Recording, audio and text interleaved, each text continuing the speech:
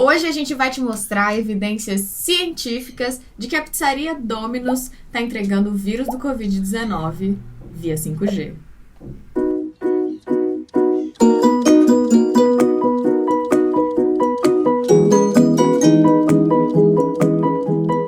Olá, pessoas, vamos bater 3 beatzinhos de prosa. E hoje, novamente, estamos com o Bom Dia Brasil, Boa Tarde Itália, com a nossa excelentíssima Bárbara Quintela. Seja muito bem-vinda novamente ao nosso querido Beat de Prosa aqui no Peixe Babel. A Bárbara que vocês já conhecem do vídeo onde a gente falou sobre modelos de Covid.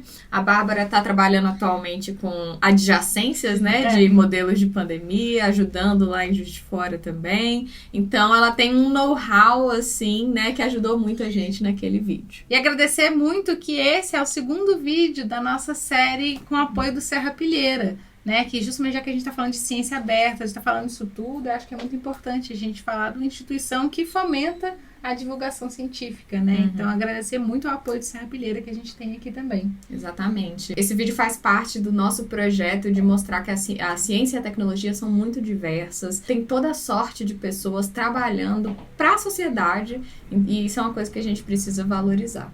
E justamente por isso, em breve, vocês já vão anotando aqui várias perguntas que a gente vai fazer uma live com a Bárbara para a gente responder essas perguntas e falar mais como mentir com estatística. Exatamente.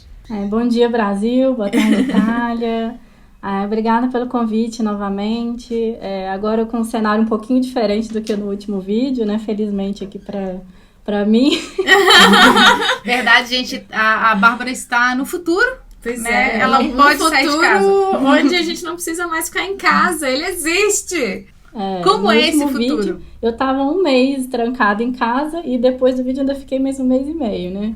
Mas aí agora já tô podendo circular, comprar sorvete, né? Com distanciamento, mas não tem mais o isolamento. Então a gente já pode pelo menos sair, passear um pouco, né? Enfim, existe vida após o isolamento. Foi um total de 2 meses e meio, então, de quarentena? Foi mais ou menos isso aqui pra mim. Porque eu pra fui gente... voltando depois, começou em março, em meados de maio eu comecei a voltar gradualmente no laboratório. Até hoje eu ainda tô gradualmente, eu não vou todos os dias. A gente faz rodízio, né? Pra manter distanciamento lá. Mas os casos de Covid ainda estão sustentados lá embaixo, né? Tá. Aqui tá bem controlado. A Itália foi um dos países, como foi um dos primeiros, né? Então eles foram bem conservadores. Depois que começou a cair, eles esperaram cair e manter pra começar a abrir tudo, né? Pois que é o certo, né? Aqui no Brasil estão te dando um cenário assim, estamos no 4º mês de quarentena. Só que, né, não é quarentena. Quarentena. A diferença é que aí não foi o isolamento da forma certa. Lockdown, né? Foi mais flexível, né, o isolamento aí. Exato. Aí ele estende um pouquinho mais, né? Pois e agora a gente segue com crescimento de casos, crescimento de óbitos na maioria dos estados e terminando o isolamento que nunca aconteceu direito, né? É isso, gente. E o vídeo foi esse, tá? A gente já vai encerrar aqui, porque ficamos todas deprimidas. Do lado de cá, porque ela pode sair pra tomar gelato e a gente não. Mas hoje a gente tá aqui pra falar de coisas boas. Isso, vamos falar de coisa boa. Hoje a gente tá aqui pra falar dos benefícios e da forma certa de fazer estatística.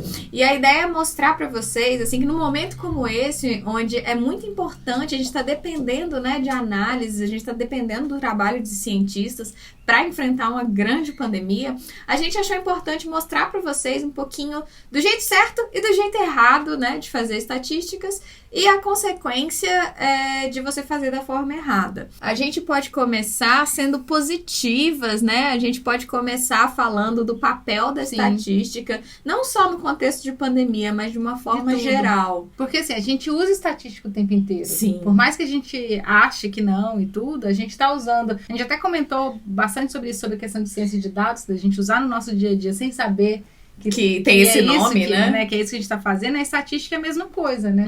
Alguns exemplos que quer falar aí pra gente, Bárbara? A gente não percebe, né? Sem perceber, que já são coisas assim que estão tão no dia a dia.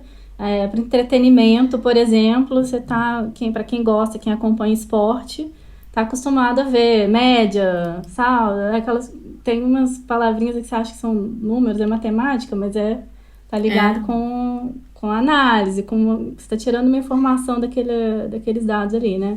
Então, média de pontos, quem que tem mais vitória, menos vitória, enfim. A probabilidade de cair para a segunda divisão, a probabilidade de subir para a primeira divisão, que acompanha esporte, está sempre falando de estatísticas. Isso. E tem um outro também que é interessante, que é para definir qual que é o prazo de validade de um produto. De um eletrodoméstico, por exemplo. Quando você vê lá, 5 anos de garantia, 10 anos de garantia. Da onde que veio esse número, né? Foi a partir de observação de várias vezes quanto tempo durou, vários equipamentos, você consegue tirar essa previsão de quanto tempo vai ser a garantia, né? Que vai ser a duração. E aí, a questão da garantia é interessante, porque geralmente acontece, quando é 5 anos, deu 5 anos e um dia, deu problema. Era exatamente o que eu ia falar. O cálculo que se faz é que dia esse dispositivo vai quebrar. Aí coloca garantia até uma semana antes pra ficar seguro, pra poder. Sabe? Exato. É a tal da obsolescência programada, que depende muito de estatística também. É a observação, né? Você vai observando até que ponto ele vai funcionar pra você parar um pouco antes. Isso. Exatamente. E aí você já planeja quando que você vai soltar a próxima versão daquele produto, que é quando o anterior estragar. Exato, capitalismo que chama de. Mas é muito legal outros isso. exemplos também, né? De área de saúde, quanto tempo que você consegue prolongar um tempo de vida ou uma qualidade de vida de um paciente com câncer, por exemplo, dependendo da terapia. Todos os estudos de medicamentos de forma geral, até para lançar um medicamento, para lançar a vacina que a gente está esperando agora, né? Tudo vai depender da análise estatística, depende de quantas pessoas vão ser avaliadas, né? A gente tem uma maioria aí com resultado positivo, precisa, né? A gente precisa saber. Tudo é estatística e isso, inclusive, é o grande problema e a grande bênção da estatística, que é, se ela for feita de maneira errada, sendo intencional ou não, você pode torturar o número até ele falar o que você quer. Até ele confessar. Até ele confessar, pois é. Então, a gente está aqui falando de usos da estatística, benefícios, né, da estatística, se feito da forma certa. Mas tem esse outro grande lado da moeda, né, que os números podem falar o que você quiser, seja proposital ou não. Óbvio, pode ser uma falha básica, não é intencional e tal, mas esses problemas, eles podem vir de todo o processo. Porque quando você está trabalhando com estatística, você tem, primeiro, ter dado. Só de você ter dado, significa que você pode já ter erro na coleta, no processamento, na análise, na interpretação, na visualização. Pois então, assim, tudo é passível de erro. Sim, exatamente. A gente está falando que em todas as etapas vão ter o fator humano envolvido ali, né? Exatamente. Você pode falhar, ou esqueceu de lançar alguma coisa, ou mudou a pessoa e aí a pessoa tem interpretação diferente da que a outra tinha e já muda alguma coisa ali na forma que os dados, né, foram coletados. Tem uma expressão, acho que é mais da computação, que é o do garbage in, garbage out, né, que eu vi. Que é você tem isso, o dado tá ruim, se é o dado lixo, o resultado vai ser lixo também. Sim, exato. Ainda mais se o processo, né, de análise dos dados envolver algum algoritmo de aprendizado de máquina. Porque quando você está falando de ciência de dados, assim, tem todo um cuidado que você precisa tomar para ver os vieses do seu dado, para ver se a resposta é consistente com o mundo real, né? Porque se você faz uma análise, um plot ou um modelo matemático qualquer, ele pode estar encontrando correlações que não significam nada no mundo real. Então, é importante prestar atenção, mesmo usando ou não o modelo de aprendizado de máquina, é importante prestar atenção se a conclusão que você está tirando em cima daqueles dados faz realmente sentido, ou se você comeu mosca em alguma parte do processo. Não só se faz sentido, ou também se você não pode ter encalacrado um viezinho ali que você quer. Exato. Porque de viés, a gente sabe que a gente tá cheio. Pois é, inclusive fica aí a recomendação. A gente encontrou os 10 mandamentos dos vieses cognitivos, maravilhoso esse site, gente. Vai aparecer aqui na tela para vocês agora. Vocês podem navegar, tem até um jogo de cartas nesse site, é um negócio maravilhoso. Vocês podem navegar pelos vieses que existem. A internet e as redes sociais contribuem pra caramba, porque como tem a questão das bolhas sociais, os algoritmos da internet são feitos pra te entregar o que você quer ver. Então, isso incentiva viés de confirmação, isso incentiva viés de disponibilidade. Você vai ser bombardeado com coisas que você já acredita. Então, isso intensifica uma série de vieses. E é justamente por esse ferramental ser tão rico, mas ao mesmo tempo ser tão cheio de coisinhas detalhes, né? Esses vieses todos que a gente pode acabar incorporando nas nossas análises, que é muito importante a gente ter uma análise responsável, porque senão fica muito fácil mentir com a estatística. Exatamente. De maneira intencional ou não, é muito fácil, porque basta você inserir um desses vieses. Basta você cometer um erro no processo, que é garbage in, garbage out mesmo. Por isso eu acho muito importante esse vídeo. Eu fiquei muito feliz com o convite, porque para quem está começando principalmente, né? Acho que é importante se informar, ter noção disso, porque às vezes a gente não sabe, não percebe, né? Que tem tanta coisa que pode influenciar na análise, no julgamento e, enfim... Achei muito importante. E para quem da área de pesquisa, principalmente. É importante saber que em toda pesquisa a estatística é muito importante, né? Para tudo que você vai fazer de pesquisa envolve conhecimento estatístico. Então, saber que pode ser influenciado por esses vieses, né? Por essa... para evitar cometer esses erros, acho que é muito importante. Ter mais cuidado, né? Em todas as etapas, na etapa de coleta, na etapa de análise, na etapa de visualização, na etapa de interpretação. Isso tudo tem que ser feito com cuidado. Não dá para fazer assim, correndo e achar que o seu resultado já está maravilhoso. E é justamente por isso que a gente trouxe exemplos lindos, incluindo a Dominus. Agora a gente vai chegar na Dominus entregando coronavírus. Vai ser ótimo, vocês vão amar. Então eu queria, Bárbara, que você começasse mostrando pra gente o exemplo lá dos tablets, que eu achei super interessante. Então, eu vi esse exemplo. Ele nem é muito novo, ele já é dados até 2013, mais ou menos, mas para dar essa ideia do como que a gente pode interpretar as coisas de um jeito errado, né? Então, são dados corretos, não tem erro nos dados, mas se vocês pegarem o gráfico que vai estar aí em algum lugar e olharem o gráfico de vendas, então é o fatia de mercado, esqueço a tradução da palavra, mas enfim, a fatia de mercado de vendas da iPad para Android, para ver a diferença e a evolução aí no tempo, que a ideia vamos supor, que eu sou desenvolvedor e eu quero saber em qual que eu vou focar aí para frente, né? Então, eu quero saber qual que tá a tendência aí com os anos, quem que tá com mais mercado.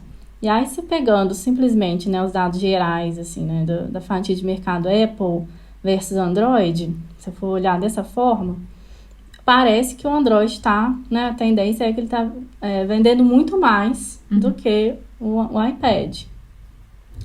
Daí, beleza, se eu for pensar pegar os dados dessa forma, os dados, lembrando aqui, né, que não estão errados os dados. A quantidade de vendas da Apple, quantidade de vendas do Android. Só que aí, se eu for olhar em termos de fornecedor, porque o Android, né, tem vários fornecedores, e for comparar, tentar, né, visualizar isso em termos de fornecedor, eu vou ver uma outra informação, que nenhum desses fornecedores, isoladamente, vende mais do que o iPad. Então, se eu for pegar as vendas totais, né, de iPad comparado com as vendas totais de cada um desses fornecedores, nenhum deles vende mais tablet do que o iPad. Então, simplesmente olhando o primeiro gráfico com os totais, geral, colocando, né, o Android de uma forma geral, a tendência dá a impressão que é muito mais do que o iPad, que o iPad não está... o iPad vai acabar, vai morrer. Tá tendendo a cair. Tá tendendo a cair, então não vai ter mais. Na verdade, vai acabar. A parte mais interessante que eu achei disso daí é que no gráfico que diferencia os fornecedores, os fabricantes, enfim, os vendedores, a maior parcela atualmente é a parcela outros. Porque tem lá, tem Samsung, Amazon, tem todos os tablets assim, mais populares, e tem uma categoria outros, que ocupam uma grande parte do gráfico. E essa categoria quando eles explicam direitinho, é tablet de marca alternativa, sabe? Aqueles tablets que vende na rua, em feirinha de rua, que o lucro que você ganha em cima daquilo é mínimo, porque são tablets baratíssimos, vindos da China, na maioria das vezes. Então, essa categoria, pelas análises que eles fizeram ali, conta por um tráfego minúsculo da internet. São tablets onde não se baixa muito aplicativo, onde não se navega muito na internet. São tablets que as pessoas usam para ler livro, que as pessoas usam para assistir filme, assim, segurando na mão. Ou até para colocar no YouTube para criança. YouTube para criança, é verdade. Tablets mais simples para usos mais simples. Então, se você for pensar assim, eu quero ser um desenvolvedor e você olha aquilo lá, não, com certeza Android com iPad vai acabar, você olha de novo e fala, não, peraí, eu tenho que me especializar em algumas partes do Android. Pois é. Não é para tudo, porque não é todo mundo que vai precisar de aplicativo, né? E se você olha de novo, sem a categoria outros lá, os tablets da Apple ocupam mais da metade do mercado. E os Androids que de fato usam aplicativos é um percentual muito menor. Então, isso tem a ver com... Granularidade. Granularidade. Às vezes trava, gente. É a questão da granularidade do dado, né? Que exatamente. Às vezes fica... Não escondida, mas às vezes você não consegue ver a história. Não conseguiu ver a história dele, né? É a mesma coisa. Esse exemplo eu achei totalmente excelente. Porque puxa o gancho... Porque puxa o gancho dos dados de Covid do Brasil hoje em dia. Porque se a gente olha para os dados nacionais de óbitos por Covid, a gente tem essa sensação de que os óbitos no Brasil estabilizaram, que é o que muita gente tem falado. A tendência é de estabilização. Mas aí, se você começa a olhar por estado, você vê que, pelo que eu separei do último post do G1, tem 12 estados que ainda estão em crescimento de casos de Covid, 12 dos 27. E aí tem uma grande parcela também estabilizado e só 4 estados estão decrescendo, né, em números de Covid. Dados de 24 de julho de 2020. Exatamente. Então, assim, se você olha para o gráfico nacional, você vai falar, nossa, o Brasil está começando a estabilizar. Mas, ótimo. Na verdade, por estado, a situação ainda é muito preocupante porque a maioria ainda está crescendo. Ou ainda está num platô lá em cima, né? Então, assim, a granularidade do dado importa muito para você conhecer a história inteira antes de tirar conclusões. E a gente tá um país muito grande, né? A área e população muito grande. Então, a gente tem que ter cuidado com essas análises. O país inteiro. Né? É isso, você leva uma informação que às vezes não é que você precisa saber para tomar decisão ali na hora, né? Acho que é muito importante ter sempre em mente como é que é a situação de cada estado ou de cada metrópole ali, né? Enfim, que é o que você vai poder ter uma ideia mais realista, né? Do que está acontecendo. Obviamente, aumentar a granularidade da sua análise aumenta também a complexidade dela, né? Mas é o que tem que ser feito. Pois é, exatamente. E passando agora para o próximo exemplo, porque esse exemplo que a gente falou é específico de, às vezes, a visão geral não vai falar tanto sobre o cenário específico e você precisa cavar mais os seus dados. Esse outro exemplo que a gente vai dar, ele é muito mais importante para a gente entender como você pode tirar correlação de trás da orelha. Para não falar de outros lugares, exatamente. Né? Você pode tirar correlação... Pode tirar o que a gente quiser. Exato! Porque agora é uma questão assim de... Não é porque você viu uma informação no gráfico que realmente aquelas coisas se relacionam, de que realmente aquela conclusão é verdadeira. Existe um negócio que a Vivi que me apresentou e que eu achei assim sensacional, que é a questão de confundidores. Então, às vezes você vai fazer uma análise, mas você não tem todos os fatores que interessam ali naquela análise. Então, você tira uma conclusão que é completamente nada a ver naquele cenário, mas tem outra explicação, que é o que a gente vai falar agora. Você quer...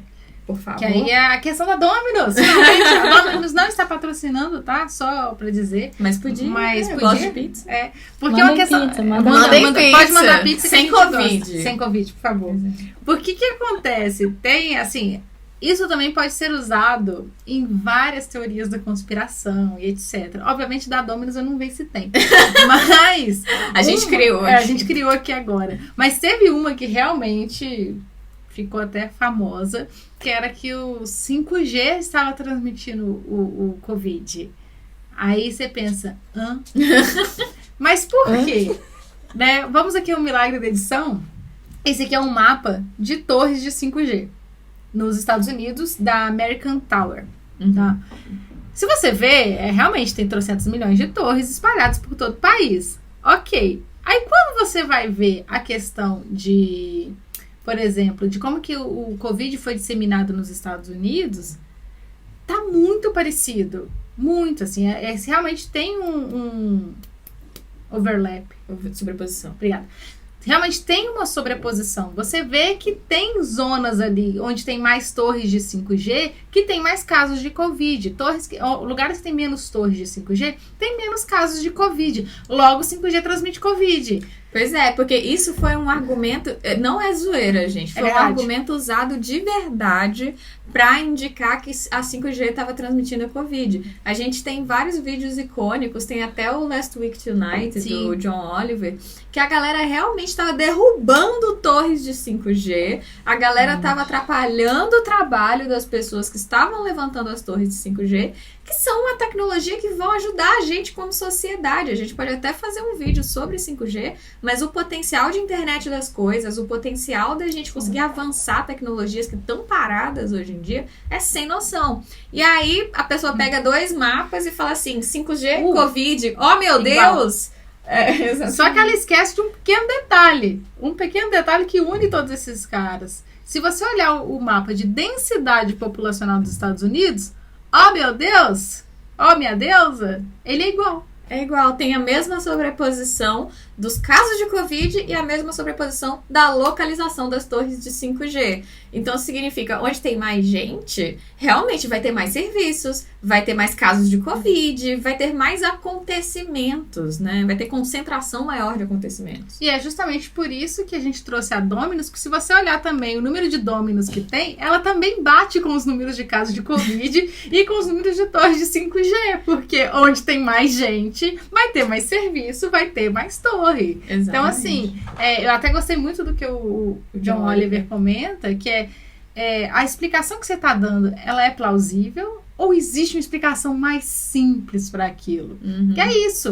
Não é que o 5G está transmitindo Covid, é que você só esqueceu de olhar que você está olhando uma região mais populosa, vai ter mais coisa. Exatamente. Vai ter mais tudo, né? E isso é por isso que a Dominus está transmitindo Covid. Pois é, você dizer que 5G causa Covid com base nesses mapas é o mesmo que dizer que a Dominus está entregando Covid via 5G. Tem exatamente o mesmo nível de realidade nisso, né? Gente, faz um disclaimer aí, não é pra boicotar a Dominus. Não. Por favor, não boicotar a Dominus. Esse vídeo contém ironia. Colocar assim, ironia. Né? Falando justamente, tipo, que a gente tá num momento onde a análise de dados é essencial para o enfrentamento da Covid. A gente tá precisando de tomadas de decisão mais inteligentes, baseadas em dados, só que tem que ser feito com responsabilidade. Não é qualquer análise de dados que ajuda, não é qualquer intervenção, qualquer tomada de decisão que está correta só porque os dados são reais. Então, você precisa fazer toda uma análise muito minuciosa, microscópica ali no que você está fazendo, porque garbage in, garbage out. Se a análise for ruim, a tomada de decisão vai ser ruim também. Bárbara, você gostaria de concluir com alguma ideia? Você gostaria de defender a estatística que a gente tanto criticou aqui agora? Gente, é importante lembrar que toda pesquisa, né, depende da estatística, a gente depende de saber que tem aquele comportamento, ele é repetitivo, e aí com isso eu consigo ter confiança naquela informação. Então, dependendo da área, a gente vê que está presente em várias áreas do conhecimento, da saúde, do entretenimento, né? Então, e que nesse caso específico aí, né, que a gente falou bastante hoje, do exemplo da pandemia, que o importante é ver essa variação, né, que é a taxa, que a gente só vai poder respirar mais tranquilamente quando estiver esse crescimento não estiver acontecendo mais, que a gente estiver vendo uma diminuição e não uma estabilização, não quer dizer muita coisa. E que a gente tem que ter muita atenção na hora de visualizar, né, de qual tipo de escolha dos dados você vai usar para visualização. Sim. Dependendo de como que você escolhe, você pode ter uma tendência, lembrar dos vieses, né, que são inerentes aí, estar atento a essa escolha. E lembrar que por mais que existam muitas possibilidades de falha na estatística, até porque ela é feita por humanos e humanos são falhos, é a melhor ferramenta que a gente tem hoje em dia para conseguir tomar decisões, se prevenir e, sei lá, sabe, interferir ativamente no mundo. Porque essa é a primeira pandemia global que a gente está enfrentando, onde a gente tem ferramental de conhecimento, ferramental técnico, hardware, para fazer esses tipos de análise muito rápido. Então, a gente precisa aproveitar essa capacidade, esse nível tecnológico que a gente tem, para fazer as coisas da forma certa, porque se feito da forma certa pode e vai salvar muitas vidas, gente. E principalmente nesse nosso caso todo aqui, é muito importante a gente manter a ciência aberta, manter os dados abertos, para que eu lá na minha casa quero testar aqui, ver como é que está a situação do meu município, porque justamente por causa de toda essa granularidade, a gente tem que dar essa olhada com calma, ter aquele olhar mais paciente, para poder ir lá ver, assim, não, deixa eu ver como é que tá esses dados aqui, deixa eu analisar se está o meu crescimento. Não, o crescimento está de boa agora, não, o crescimento está muito ruim. Então é importante a gente ter todos esses dados abertos, para a gente poder compartilhar esse conhecimento, né? E enfrentar juntos, né? Enfrentar os problemas como sociedade. Isso. Acho que em termos das universidades do Brasil estão muito ativas, né? Tem todas, se eu for procurar ainda a mais próxima de onde você estiver, vai ter uma página com informação do que eles estão fazendo com relação ao Covid, de quais são as informações ali naquela região. Então, né, no meu caso, eu sei que a Universidade Federal de Juiz de Fora está fazendo, né, divulgação, estão lançando as notas técnicas. E, então, assim, busque a informação da fonte, né? De quem está fazendo ciência, de quem está buscando conhecimento ali mesmo, né? Tirar, enfim, mais cuidado com da onde está vindo a informação. Eu acho que isso é muito importante. De disponibilidade. Façam a bolha, sigam as pessoas que estão falando as coisas. Com base, né? Com conhecimento. Apoia a divulgação científica. Então, gente, primeiro, agradecer demais a Bárbara aqui de novo, pra gente falar um pouquinho sobre todas essas questões. A gente falou até assim, a gente falou muito, mas a gente falou de poucos exemplos ainda. Então, se vocês quiserem mais coisas aqui, mais exemplos que a gente pode discutir em cima disso, comentem aqui e falem assim, chama a Bárbara de novo e tal. Agradecer demais. Bárbara, agora esse é seu espaço para passar seus contatos, falar assim, gente, me procura, eu sou sensata, eu respondo as coisas. Não, primeiro eu queria agradecer vocês de novo pelo convite, parabenizar o trabalho que eu acompanho o canal, eu acho muito bacana, todos os vídeos que vocês postam, enfim. Gente, me procurem no Instagram, tem muitos contatos. Como eu disse no outro vídeo, estou aberta a parcerias, quem quiser, né? Eu trabalho com a parte de modelagem matemática, mas para dinâmica de vírus, mas outros tipos de modelo também aplicados à saúde, né? Medicina em sílico, então quem tiver dúvida aí dessa área, quiser saber um pouco mais como é que funciona, a gente pode às vezes fazer outra live com vocês, né? A gente mandem o que tiver e eu respondo com o prazer. E agradecer novamente mesmo. E é isso, gente. Um abraço para vocês e até semana que vem.